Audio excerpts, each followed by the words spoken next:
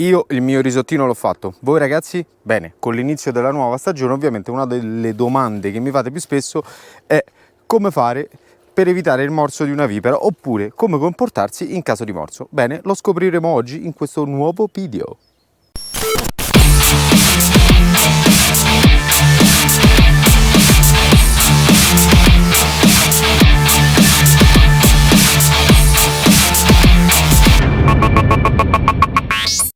Ciao a tutti ragazzi, bentornati su Reptile Nation, io come sempre sono Giorgio ed oggi l'argomento principale sarà quello della linea guida da tenere in caso di morso da parte di una vipera.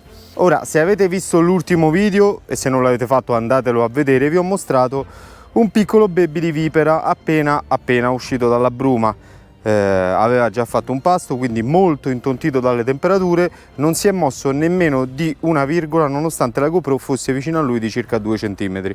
Ovviamente non ho voluto disturbarlo ulteriormente, però dovete sapere che questa è una cosa che può accadere, quindi sbattere i piedi come forsennati neanche stessimo ballando la techno spesso e volentieri non serve a nulla. Ebbene, tolte tutte le precauzioni del caso, che non sto qui a elencarvi ogni volta, ma brevemente ripassiamole, quindi scarponi, guanti dove possibile, se dobbiamo infilare le mani dove non vediamo, il guanto in cuoio da saldatore è perfetto, e poi ovviamente la più importante di tutti, guardare dove mettiamo le mani e i piedi, questa è una cosa fondamentale, oppure dove ci sediamo seduti, a volte ad esempio un muretto a secco e cose così. Una volta prese tutte le precauzioni ovviamente c'è sempre il fattore sfiga, che come sapete bene ragazzi non ci sente ma ci vede molto bene e può colpire chiunque, anche per una nostra semplice distrazione a volte. Però ecco, se come me vi addentrate in posti in cui l'erba è alta ad esempio, può capitare, come vi ho spiegato nell'ultimo video,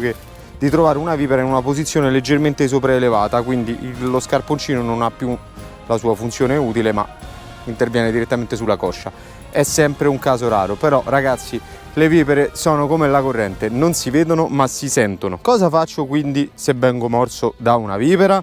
Allora, c'è una linea guida da seguire, abbastanza divertente tra l'altro, perché ha visto lo spettacolo di Maurizio Battista in cui parla degli animali in Africa e il comportamento da tenere, più o meno è lo stesso ragazzi, fa anche ridere sotto certi aspetti. Per quanto riguarda pregare il Signore, non funziona ragazzi, come avete potuto notare nell'ultimo periodo è abbastanza impegnato con l'Apocalisse, quindi pregare il Signore non avrà alcun effetto.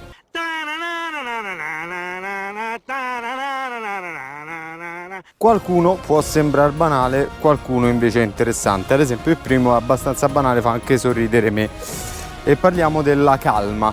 Allora ragazzi, il primo comportamento da avere quando si viene morsi da una vipera è quello di mantenere la calma. Sono stato morso da un serpente potenzialmente letale, quindi non vedo neanche il motivo di agitarmi, giustamente. E invece dovete sapere che il morso di vipera nel 99,9999% su un essere umano adulto senza patologie non ha nessun riscontro letale. Quindi state assolutamente calmi, perché anche il tempo per intervenire non è questione di minuti, ore magari sì, non troppe, però diciamo che comunque avete tempo, tutto il tempo per ricevere i primi soccorsi. Mantenuta la calma, la seconda cosa che dobbiamo assolutamente fare è quella di evitare di succhiare con la bocca il veleno dalla ferita, oppure farcelo succhiare da qualcuno nella speranza di ricevere delle attenzioni che probabilmente ci mancano. Evitiamo assolutamente di succhiare e farci suona malissimo il veleno dalla ferita ragazzi, è una cosa assolutamente controproducente, non serve a nulla, così come eventuali tagli da effettuare prima e dopo. Terza cosa assolutamente da evitare, l'assunzione di alcol. Purtroppo c'è l'errata credenza che vede l'alcol come tempestiva cura o quantomeno ritardo al veleno. No, quindi non prendete il vostro alcolismo come scusa per curarvi da un morso di vipera, lasciatelo perdere. E siamo a posto. Tutte le cose da non fare, se sopravvivrete. Quindi, tolte tutte le cose da non fare, se avrete la fortuna di sopravvivere, non come me a questa salita. Vediamo quali sono le cose da fare. Prima cosa da fare, se avete appena fatto gli asparagi, è quello di metterli al sicuro. Non si sa mai, vi portino via e qualcuno ve li freghi. Ora veniamo alle cose serie. La prima cosa che dovrete fare assolutamente è applicare un laccio emostatico a monte del morso. Ora, la cosa difficile da spesso e volentieri, che rende veramente difficoltoso curare un morso di vipera, è proprio il sapere di essere stati morsi, perché spesso e volentieri non ci si accorge di questo. Quindi in caso di malori, insufficienza respiratoria e quant'altro, cercare sul corpo dei piccoli segni di foratura del morso sarebbe una cosa opportuna e quantomeno potrebbe aiutare per un'eventuale diagnosi abbastanza precoce. Il laccio emostatico, come vi ho detto, va applicato a monte del morso, ma deve essere un laccio abbastanza morbido, non deve essere stretto a morte e dovrete allentarlo all'incirca ogni 5-10 minuti. Piccola parentesi ragazzi, come sempre vi invito a lasciare like e iscrivervi al canale, sono veramente contento, stiamo esplodendo, a parte determinati soggetti che purtroppo si vedono sparire ogni tanto sulle varie pagine. Questo perché ragazzi, su questa pagina vi ho spiegato più volte, non c'è democrazia, quindi se dite una cavolata o semplicemente mi insultate a buffo senza motivo, io non ho bisogno di haters per crescere, preferisco gente genuina, quindi li vedrete bloccati immediatamente. Anzi, fatemi sapere ovviamente se vi danno fastidio nei commenti, perché spesso e volentieri, essendo da solo, non riesco a stare appresso a tutto. Mi riempono la bacheca di messaggi con foto di serpenti morti vantandosi di averli uccisi.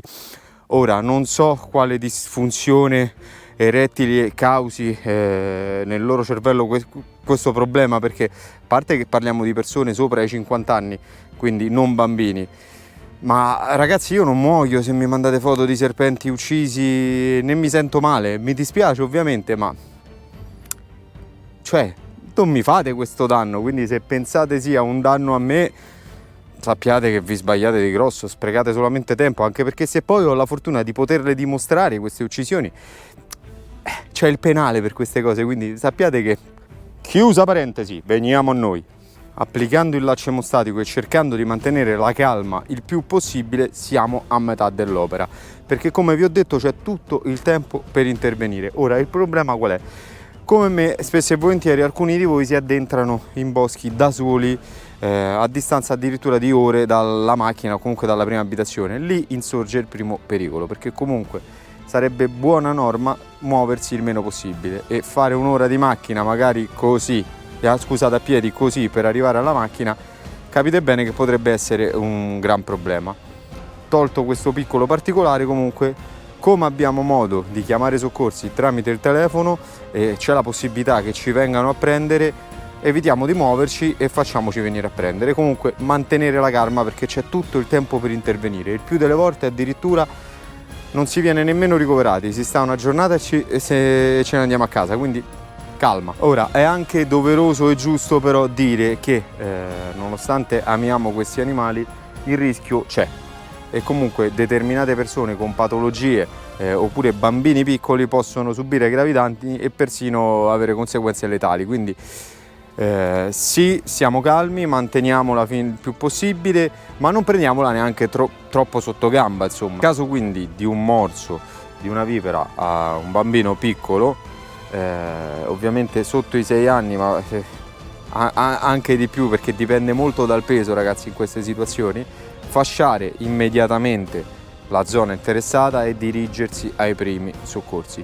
Non ci sono altre scappatoie, altre vie che potete effettuare in caso di un morso di una vipera. Il siero non è più in commercio e fa più danni del veleno stesso, tant'è che anche in ospedale spesso e volentieri non viene più somministrato. Ci sono cure alternative molto più efficaci e molto meno invasive del siero, che lascia danni anche nel lungo periodo, come il veleno.